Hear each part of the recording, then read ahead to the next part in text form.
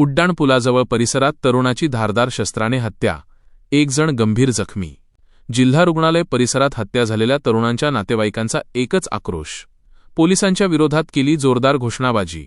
जालना शहरातील उड्डाणपूल परिसरात गुरुवारी रात्री घडलेल्या धक्कादायक घटनेत एका 25 वर्षीय तरुणाची धारदार शस्त्राने वार करून निर्घृण हत्या करण्यात आली।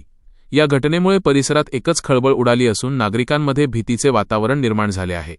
मृत तरुणाचे नाव अजय विक्रम आढाव, वय 25, राहणार नूतन वसाहत, जालना असे आहे। घटनेची माहिती मिळताच पोलिसांनी घटनास्थळी धाव घेत पंचनामा सुरू केला।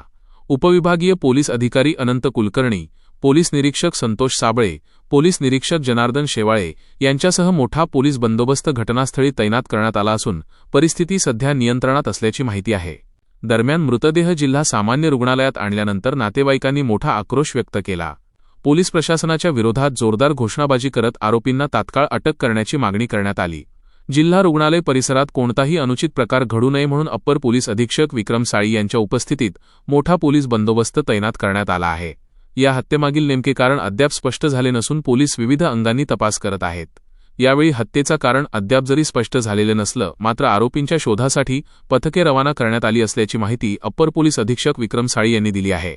त्या झालेल्या घटनेमुळे हत्या झालेल्या तरुणाच्या नातेवाईकांनी हजाराच्या संख्येने जिल्हा रुग्णालय परिसरात एकच गर्दी करत आरोपींना तात्काळ अटक करण्याची मागणी सुद्धा केली आहे। Bureau report, Aamer Khan, Zalzala news, Jalna. Kadim police स्टेशनच्या हद्दीमध्ये मयत अजय आढाव याच्यावरती अज्ञात लोकांनी हल्ला केला, त्यामध्ये त्याचा मृत्यू झालेला आहे। आता पोलीस आम्ही सर्व टीम स्पॉटवरती आहेत। आरोपीच्या शोधासाठी पण 2 ते 3 टीम आम्ही LCBच्या आणि पोलीस स्टेशनच्या रवाना केलेत। प्लस पोलीस स्टेशनला गुन्हा दाखल करायचं काम चालू आहे। जो मयताचा भाऊ आहे तो सध्या पोलीस स्टेशनला आहे आणि FIR नोंद करायचं काम चालू असून त्या FIR प्रमाणे जेवढे आरोपी असतील त्यांच्यावरती आम्ही तात्काळ कारवाई करू। काय कारण आहे सर?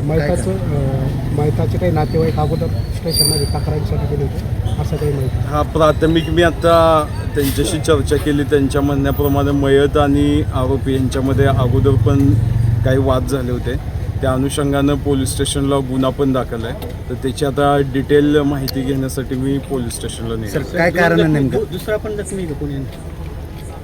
अजून एक जखमी असल्याची माहिती समजत आहे, अजून त्याचं नाव निष्पन्न नाही। आम्ही टीम रवाना केले। सर कारण काय आणि आरोपी किती आहे सर? याच्यामध्ये यांचं जुनं वादाचं कारण आहे, ते स्पष्ट अजून होऊ शकलं नाही। FIR नंतर स्पष्ट होईल आणि आरोपींची संख्यासुद्धा आता एक असे समजते, अजून किती आहे ते FIR घेतल्यानंतर निष्पन्न होईल। यात शस्त्रांचा वगैरे वापर आहे? हा, त्याच्यावरती जे हल्ला केलाय तो धारदार शस्त्राचा वापर करण्यात आला आहे। एक घटनास्थळी सुद्धा आम्ही टीम पाठवल्या, तिथे एक शस्त्र आम्हाला मिळून आलं आहे, त्याबाबत सुद्धा आम्ही तपास करतो। थँक्यू।